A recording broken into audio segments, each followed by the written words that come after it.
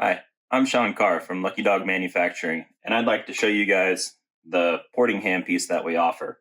I've had this porting handpiece, or I've had one for about 10 years now. I use them regularly when I port saws. But this is a dental handpiece with an adapter to any Fordham style key drive, or here's an import one, any flex shaft like that.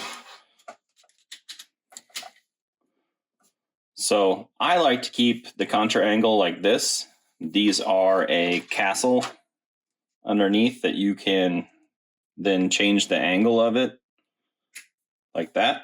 Some people have good luck putting them in this way, especially if they're really trying to reach up deep into a transfer port. But for the most part, I usually try to keep it this way. Now, when grinding with these, I usually try to keep it with like a conventional style, or we're gonna drag it across the port this way, because if you let it go this way, it'll kind of chatter and it'll pull you through. So I always find it good to do it this way. I've heard of some people actually flipping this thing around and going at it like this. I don't necessarily recommend that, unless you're just trying to clean up. Say if we're just trying to clean up this port edge, we can come up and down this port edge and avoid the chatter that you would normally do, that you'd normally get if you came at it from this direction.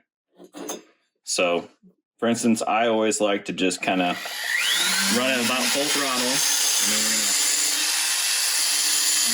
pull it across the port. Sometimes it helps to kind of change your direction a little bit, going at it from two different ways to kind of keep the port nice and smooth.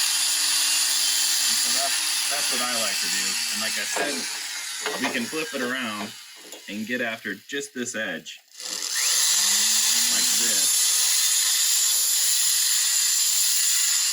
But we don't want to get pushed out too far away, because it'll start to chatter on us bad if we get out there in the middle.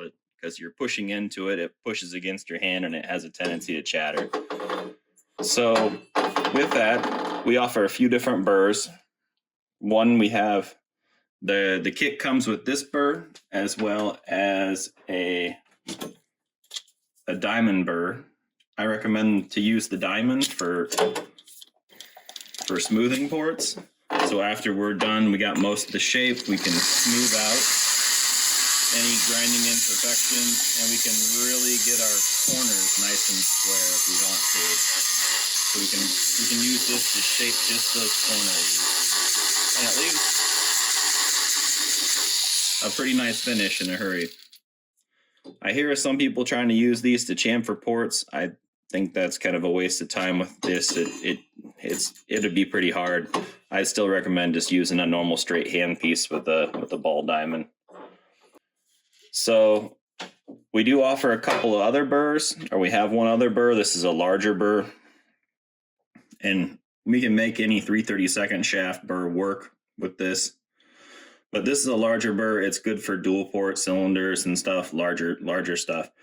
It can move material a lot faster than the smaller one, but of course it puts extra wear and tear on the heads. If you stuff this, if you get it stuck in a port and stop the grinder, you will tear the gears out.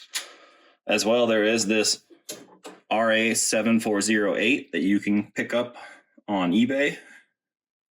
And these are great for 25 to 35 cc saws, or when you really want to get that corner of the transfer port really nice and tight, you can use these.